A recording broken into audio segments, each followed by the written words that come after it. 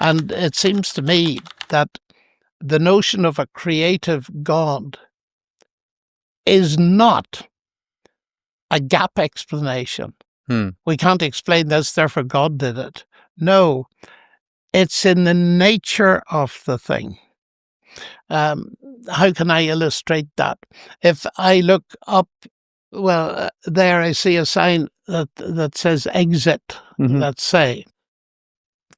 Now, I immediately deduce that whatever natural processes, mechanical processes have gone into production of that sign, there's a mind behind it.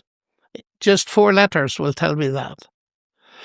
But that is not a mind of the gaps that I'm postulating a mind because I don't know what ultimately caused it.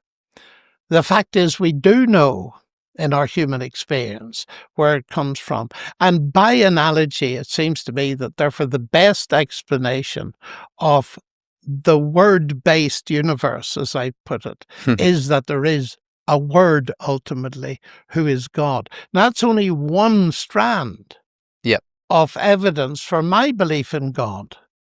Yes, I mean, for me, the most powerful argument for the existence of God has long since been the argument for the existence of God from the number of arguments for the existence of God. It seems like anywhere you look, you can construct one. There's an argument from biology and consciousness or beauty or contingency, the existence of this microphone. It's quite phenomenal in that respect. But saying that there was a mind behind this word exit is not just plugging in a gap because you've got no better thing to put inside of it. That's what You've instead got a reason. There's something in the nature of the thing which gives you reason to think that a mind created it. Now, I think I agree with you in saying that to say God is behind evolution is not, at least necessarily, a God of the gaps argument. I'm happy to say that there is very plausible reason for somebody to look at the majesty of the natural world and say, and the language coding of DNA, and say, there must be some intelligence behind this. For me, the question is then, well, is that argument or is that consideration convincing enough?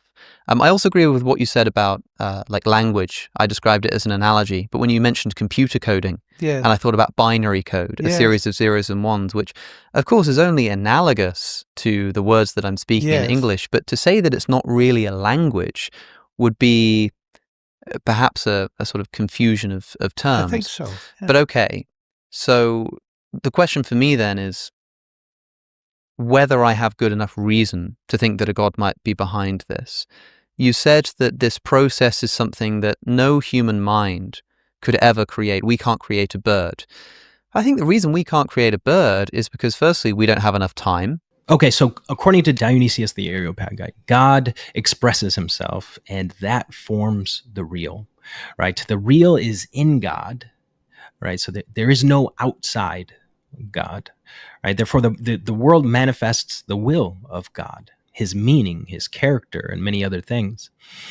But God has to be in the world because the world needs God. It needs God to hold it together through the connection to its source.